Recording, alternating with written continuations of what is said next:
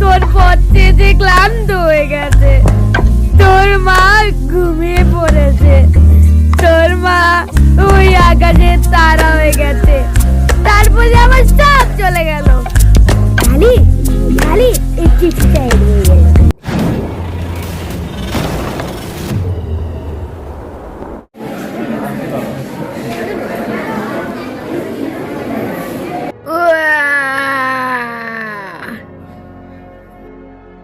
চিঠি, আমার চিঠি, আমার চিঠি, আমার চিঠি, আমার চিঠি, এই তো তোমার চিঠি, এই তোমার চিঠি, এই তোমার চিঠি।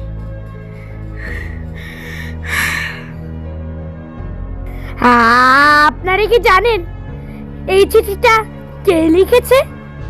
এই চিঠিটা আমার মা লিখেছে। এই চিঠিটা আমার মা লিখেছে। এই চিঠিটা আমার মা লিখেছে।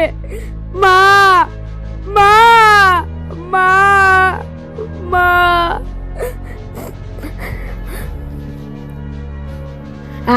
আপনারা কি জানেন এই চিঠিতে আমার মা কি লিখেছিল? এই চিঠিতে লিখেছিল, খোকা তুই কবে বাড়ি ফিরবি? এই চিঠি পেয়ে আমি আমার ব্যাগ গুছিয়ে ফেললাম, সকালে রওনা হব বলে। তারপর আমি যখন যাচ্ছিলাম দেখলাম যে ভাষার জন্য মিছিল বের হয়েছে। আমি কি ভাষার মিছিল না দিয়ে থাকতে পারলাম? আমি ওদের সাথে সংযুক্ত হলাম। রাষ্ট্রভাষা বাংলা চাই, বাংলা চাই, বাংলা চাই, রাষ্ট্রভাষা বাংলা চাই, বাংলা চাই, বাংলা চাই।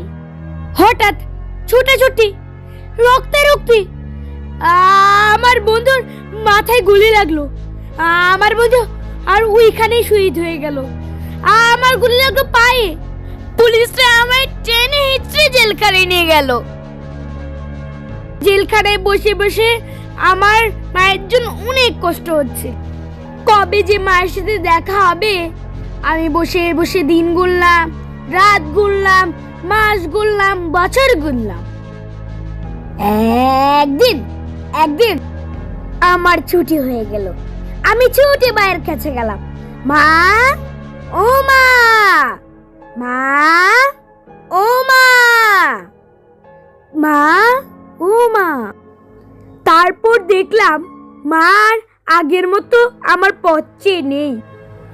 তারপরে আমি ঘরে ঢুকলাম। আমি ঘরে ঢুকে এই রুম খুঁজলাম, ওই রুম খুঁজলাম, কোনোখানেই মাকে পেলাম না। আমি একটু হতাশ হয়ে পড়লাম। তারপরে পাশের বাসার চাচি আমায় বলে, খোকা তোর মা তোর পথ চেয়ে যে ক্লান্ত হয়ে গেছে, তোর মা ঘুমিয়ে পড়েছে, তোর মা ওই আকাশে তারা হয়ে গেছে, তারপরে আমার সব চলে গেল। খালি খালি এই চিঠিটা এড়িয়ে গেল। এই চিঠিটা আমায় কানে কানে বলে, খোকা তুই ঠিক করেছিস, তুই ভাষার জন্য যুদ্ধ করেছিস, তুই দেশের জন্য যুদ্ধ করেছিস, তুই ঠিক করেছিস খোকা, তুই ঠিক করেছিস। তখন থেকে এই চিঠিটাই আমার সব, এই চিঠিটাই আমার সব, এই চিঠিটাই আমার সব।